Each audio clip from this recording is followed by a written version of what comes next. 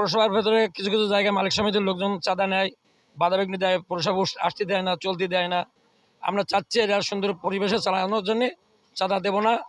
আমরা কোনোভাবে মানে হয়রানি শিকার জন্য না হয়, আমরা গরিব মানুষের কাজ করে খেতে পারি, মাইন্দা ইজি বাইকগুলো চালাইতে পারি, সেই জন্য আমরা আন্দোলন করতেছি। লাঠিয়াল বাহিনী এক ধরনের সুবিধাবাজ আজও রয়ে গেছে। আজ বাংলাদেশের সুদিনের সময় ওই লাঠিয়াল বাহিনী আমাদের অসংখ্য নেতৃবৃন্দদের নাম ভাঙিয়ে আজও তারা নিজেদের আখের গুছাচ্ছেন। আমরা এটা হতে দেব না, আমরা এটা হতে দেব না। ভয়ভীতি ও অবৈধ চলাচলে বাধা প্রদান বন্ধের প্রয়োজনীয় কার্যকর ব্যবস্থা গ্রহণ করা হোক।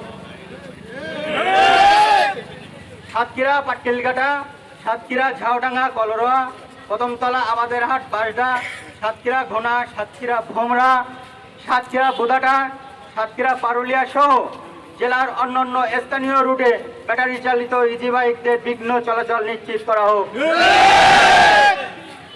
কোনো ব্যক্তি বা গোষ্ঠী যাতে অবৈধভাবে ইজি বাইক আটকিয়ে অর্থ আদায় বা চালকদের হয়রানি করতে না পারে সে বিষয়ে প্রয়োজনীয় প্রশাসনিক নজরদারি ও আইনগত ব্যবস্থা গ্রহণ করা হোক।